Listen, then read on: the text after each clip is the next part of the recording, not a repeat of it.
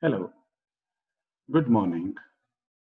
Still, we are discussing the chapter, unit number 2. This is managing people, and this is the lecture number 4. Let's screen share this one. Lecture 4, and this is managing people, and we have learning outcomes. After this lecture, you should be able to explain the importance of communication in business and different methods used for communication.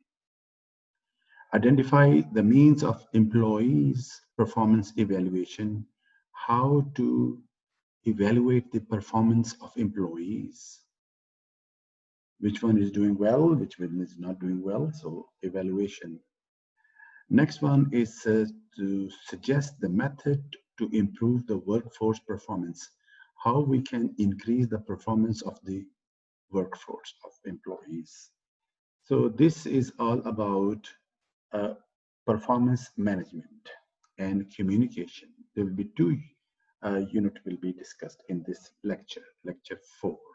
And I will split into two parts, part A and part B, for 10 minutes and 10 minutes. So this is part A. Lecture content, these are the terms which I will use in this lecture. So I will skip this one. And this is the role. This is the 5 dimension of management. And in this one, this is 5 dimension. And previously we have discussed in lecture 3, we have discussed 2 dimension, and which were in previous lecture. It was the organizing and commanding. And in this lecture, we will discuss coordinating, how to coordinate communication and how to control evaluation, performance management. So we will discuss these 2 dimensions in this lecture, lecture 4A. Communication is a crucial part of coordination. When you are coordinating, there should be one kind of language, and there should be clear language. And everywhere there is one is a sender, another one is a receiver, in between is a medium. So there are 3 components of communications. And good communication builds good teamwork. And you can prevent misunderstanding with good communication. That's very true. Customer service rely on communication. They rely, the customer service is dependent upon communication. Good communication skill will help you achieve your target. So this is the customer that he or she want, like this one. So this is the description, and that can be described by good communication, what she wants. Method of communication. There are various methods of communication. That is oral communication, which is direct and suits the needs and immediate feedback. Written is a recorded structure, easy to distribute, and visual, which is interactive, easy to understand. Electronic is a speed, very agile, fast, less boundaries, you are restricted, and greater interest. Look at this one. This is audio. Okay, well, I'm not going to get into a discussion about who deserved to get the job. Clearly, the person who was appointed was the right person for the job. What you need to do is look at your work and what you're doing and where that's taking you in your career. But bear in mind that you are still employed to do a job, and I expect you to do that job with a certain attitude. You're meeting members of the public quite regularly. It's important that you aren't unhappy, or at least that you don't show it. This meeting is really just to let you know that I'm not happy with the effort that you've made. Okay. And I really want to see some improvement. I know it's difficult. I know that it's depressing not to get a job, but you've got to snap out of it. You've got to get on with your job that you're doing now.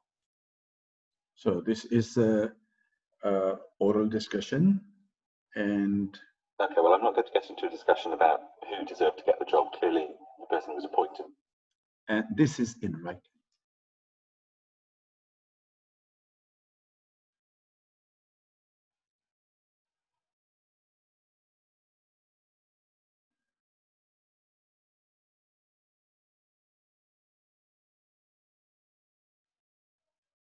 So there are two modes. One is oral, another one is written. And then is written by hand or computer, is recorded, structured, easy to distribute, and visual, interactive, and easy to understand. So the graph, this one, this is the description. The graph shows the population of India and China. So I will give you the description of written and visual. This is written, which is written in the words. So graph shows that the population of India and China have changed since 2000, year 2000, and how they will change in future. In year 2000, there were more people living in China than in India. The number of Chinese was 1.5 billion, while India population was about 1 billion. Between 2000 and present, there has been a 0.2 billion rise the number of Indian citizens. Over the same period, China's population has increased by 0.1 billion to reach the overall 1.35 billion. So this data can be expressed by graph, like this one. You can see this one, light purple, that is China. Is initially it was more than Indians, and then this is intercept, and then is a decline, but Indians are still increasing. So this is more understandable if it is in a graph. So this is visual, and that on your left is written. Next one, electronic, is the speed, and it can be sent to the many,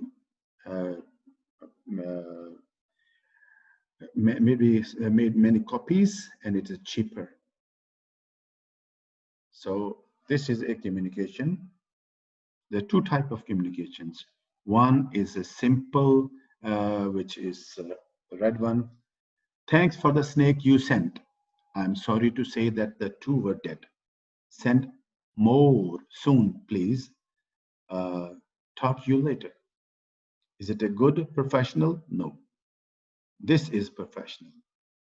Thank you for your shipment of the 4-ball python to our store, Pet Alive. On March 2nd, 2015, unfortunately, two of the snakes appeared to have been hurt during the delivery and were deceased, killed. When I opened the snake crate, I would like for you to send 2 replacement snakes as soon as possible. Please email me or recall the store with further questions or to make arrangement for the new shipment. Perfect. Everything is there. So this is good communication as a business communication. Subject was missing in the previous one. Number 2, the receiver name was here, receiver, Pet Alive. Sender. So these are the component of the communication. Next one, reducing communication barriers. So there are barriers. So to ensure the message is clear and precise. If it is not, then it's a barrier. Keep the communication channel short. So it should not be like Chinese whisper. Channel of communications are clear to all involved. So Whatever the channel of communication should be clear that we will communicate via email or WhatsApp or telephone. So build in feedback to the communication. So like this one, please email me. So this is a feedback. So here on this top one, there's no any built-in feedback system. So establish trust between sender and receiver. So there should be trust that whatever you are writing is true. Ensure physical conditions are appropriate, that there should be no any disaster in between sender and receiver. This is example.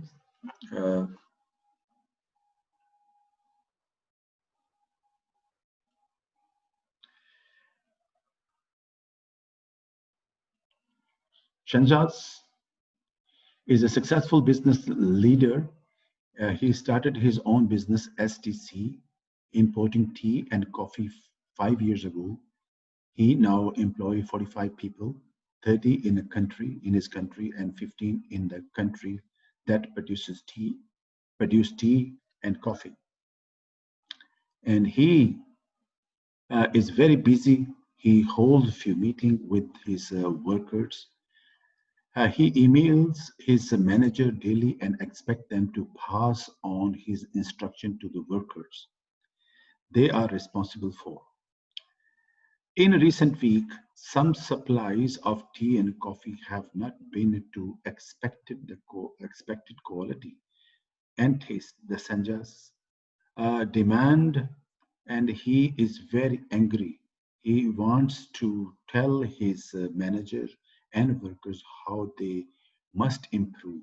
He wrote to them all several months ago for the new idea on how to improve the business, but he did not get any replies.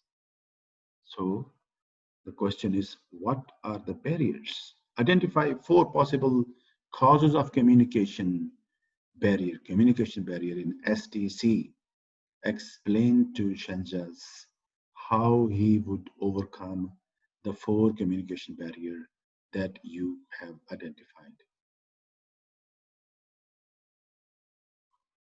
So you have to identify this one. These are the barriers. So from this one, you have to do this one. You can do this. Next one, human resource management.